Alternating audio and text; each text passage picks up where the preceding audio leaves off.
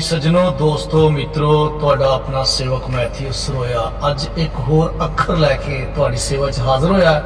ਤੁਸੀਂ ਜਾਣਦੇ ਹੋ ਕਿ ਅਸੀਂ ਪਹਿਲਾਂ ਵੀ ਤੁਹਾਡੀ ਸੇਵਾ ਦੇ ਵਿੱਚ ਪ੍ਰੋਗਰਾਮ ਅੱਖਰ ਲੈ ਕੇ ਆਉਂਦੇ ਰਹੇ ਹਾਂ ਤੇ ਅੱਜ ਉਹਦਾ ਹੀ ਹਿੱਸਾ ਪ੍ਰੋਗਰਾਮ ਹੈ ਜਿਹਦਾ ਨਾਮ ਹੈ ਫਰਲੂ ਲੰਡੇ ਦੇ ਪਾਦਰੀ। हाँ जी, लंडे के पादरियों के मुतलक अज गल करांगे कि दुनिया के उत्ते वो लंडे के पादरी ने जिन्हां कोल तुहानूं बचन की लोड़ है। तो आओ ए नाल एक वीडियो देखो कि भी यह वीडियो दे विच की कह रहा है।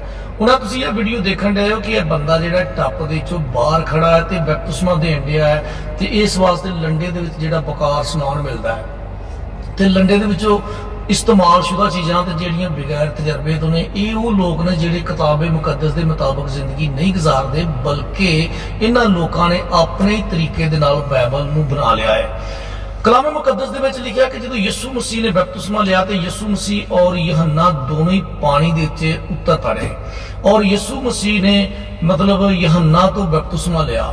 इस तो बाद दूजा सबूत सानू इमाल की किताब दे मिलता है कि जिस वक्त फिलिप ते ख्वाजा जा रहे सन ते रस्ते च पानी आया तो दोनों पानी दे विच उतर गए।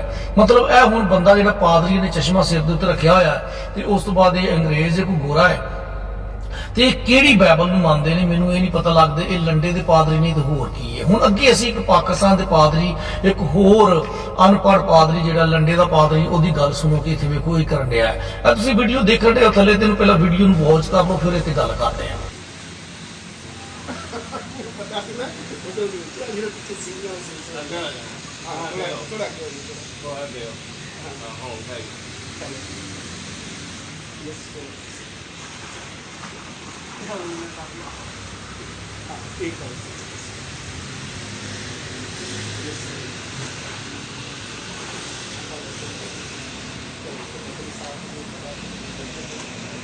इसी में नहीं जिंदगी है तेरी, ठीक है। कि जाके ना इस तारीख को लिख लेना, ठीक है। ਇਹ ਖੁਦਾਰਾ ਇਹੋ ਜਿਹੇ ਲੋਕਾਂ ਨੂੰ ਆਪਣੇ ਘਰਾਂ ਦੇ ਨਜ਼ਦੀਕ ਨਾ ਆਂਦੋ, ਆਪਣੇ ਇਲਾਕਿਆਂ ਦੇ ਵਿੱਚ ਇਹੋ ਜਿਹੇ ਲੋਕਾਂ ਨੂੰ ਫਰਲੂ ਪਾਦਰੀਆਂ ਤੋਂ ਬਚੋ ਜਿਹੜੇ ਅਨਪੜ੍ਹ ਜਿਹੜੇ ਬਗੈਰ ਤਜਰਬੇ ਦੇ ਉੱਤੇ ਨੇ ਜਿਨ੍ਹਾਂ ਨੂੰ ਕਲਾਮੇ ਮੁਕੱਦਸ ਦਾ ਕੋਈ ਪਤਾ ਨਹੀਂ। ਲੇਕਿਨ ਇਹ ਉਹ ਲੋਕ ਨੇ ਜਿਨ੍ਹਾਂ ਨੇ ਸਿਰਫ ਔਰ ਸਿਰਫ ਆਪਣਾ ਪੇਟ ਭਰਨ ਵਾਸਤੇ ਸਾਰਾ ਕੁਝ ਕੀਤਾ ਹੈ। ਤੇ ਆਪਣਾ ਖਿਆਲ ਰੱਖਿਓ ਜੇ, ਪਹੁੰਚ ਕਰਦੇ ਰਿਹਾ ਜੇ ਲੰਡੇ ਦੇ ਪਾਦਰੀਆਂ ਦੇ ਬਾਰੇ।